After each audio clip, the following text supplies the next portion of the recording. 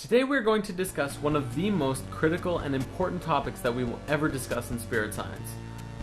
Among all of the things we have discussed, this is one that needs to be taken seriously and is the most important part of the evolution of consciousness that we are experiencing today. Today we shall discuss the power of the heart.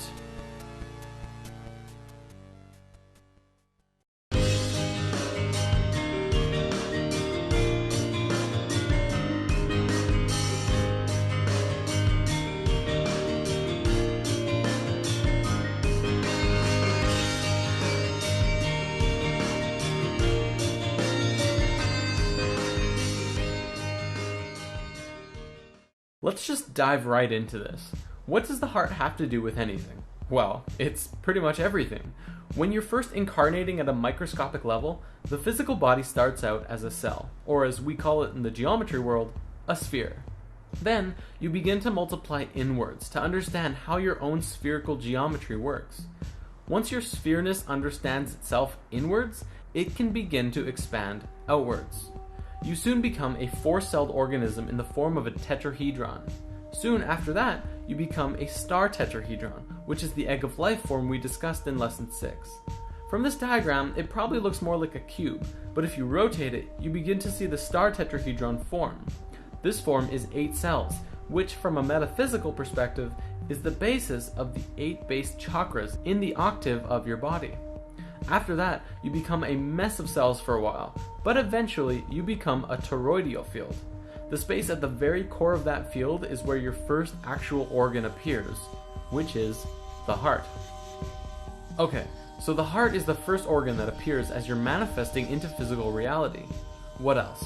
Well, the brain and the heart are both electromagnetic field generators, but the heart has a field that is so much more powerful than the brain.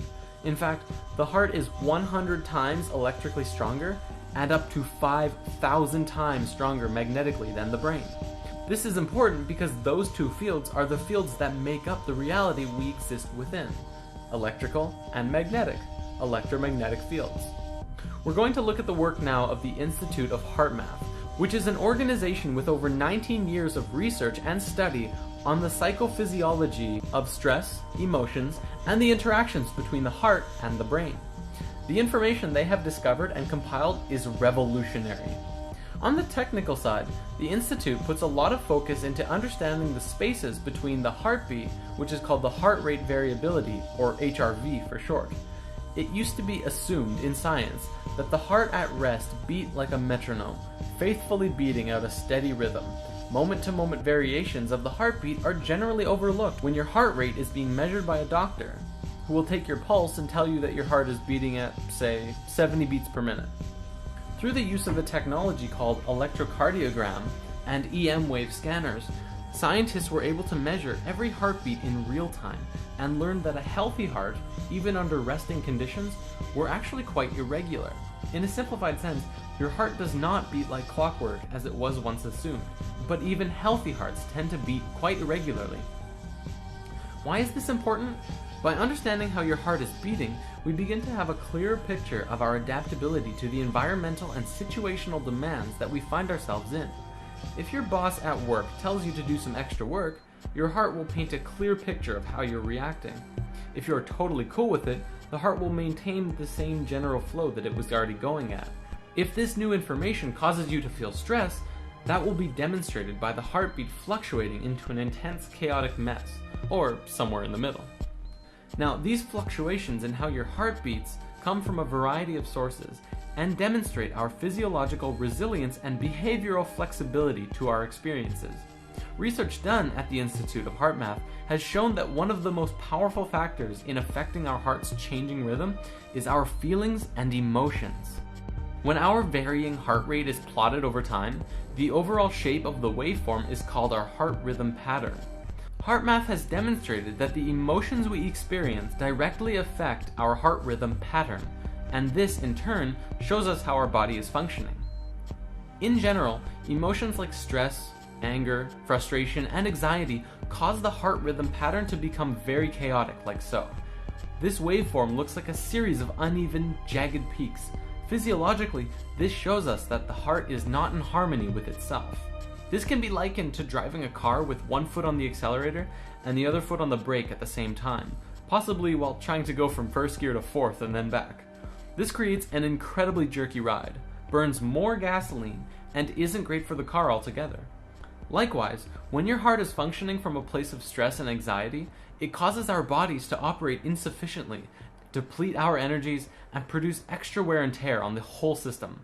This is especially true if stress and negative emotions are prolonged or experienced often. What about positive emotions? Well, there is a massive visible contrast. Positive emotions send a very different signal throughout our body. When we experience uplifting emotions like love, appreciation, joy, and care, our heart rhythm pattern becomes a highly ordered, smooth, and harmonious wave. We begin to match the waveforms that are seen in the color spectrum, or perhaps we could liken it to music. This is one aspect of what it means to be more harmonious with nature, and since nature flows through sacred geometry, we are also becoming more aligned consciously with ourselves and the universe around us. It is no wonder that positive emotions feel so good. They actually help our body system become more harmonious and synchronize and work better. The Institute of Heart Math has shown that generating sustained positive emotions facilitates a body-wide shift to a specific scientifically measurable state called psychophysiological coherence. Let's break this down. Psycho comes from psychological, which means mental and emotions, and physiological means body.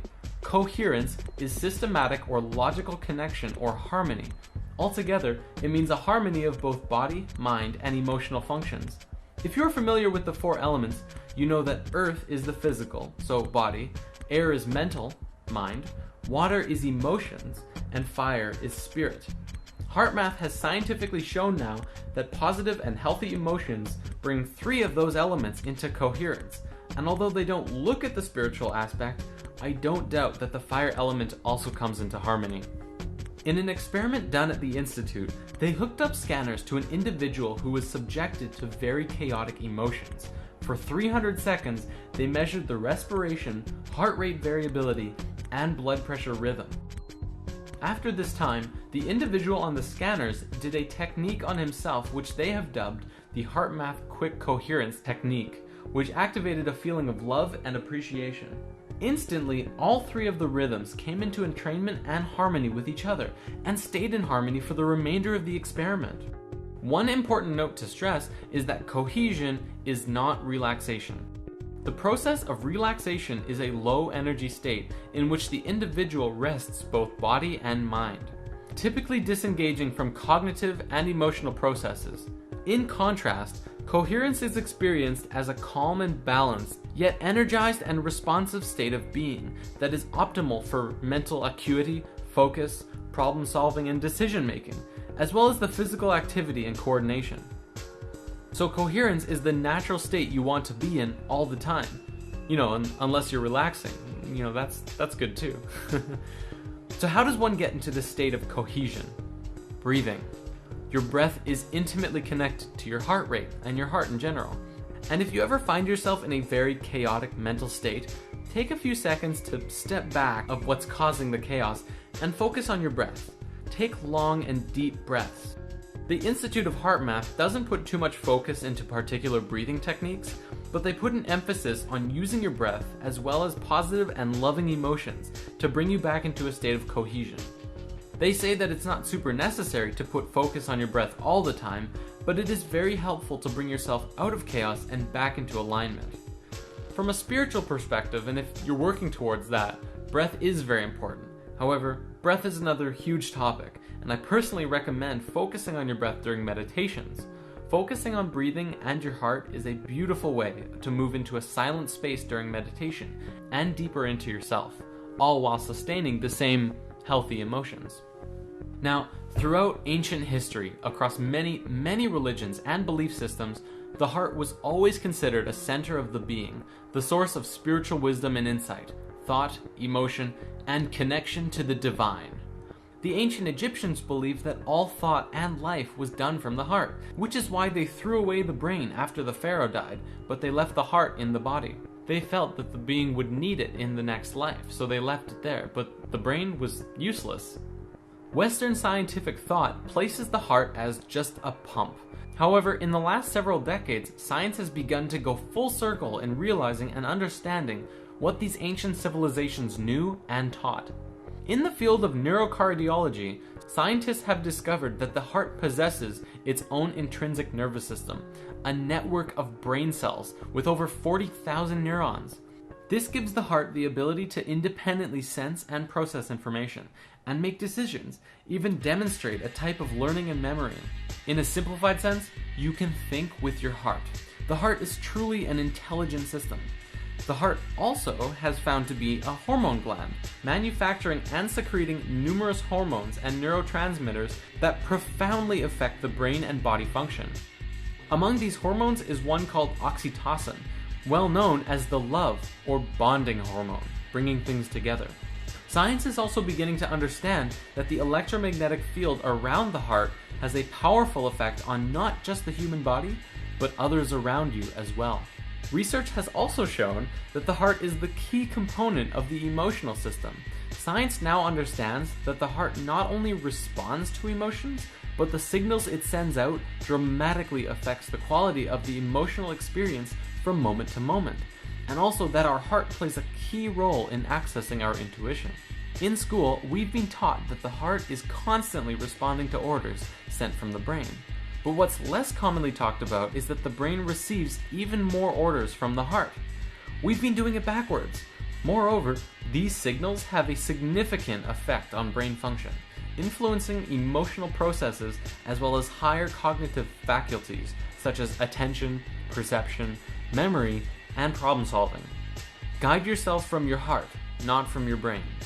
When you allow your negative emotions to get to you, you disconnect from your ability to think clearly, remember things, learn lessons, reason, and make effective decisions, which explains why often we act impulsively and unwisely under stress. The heart's signal has a profound effect on the brain during positive and negative emotions.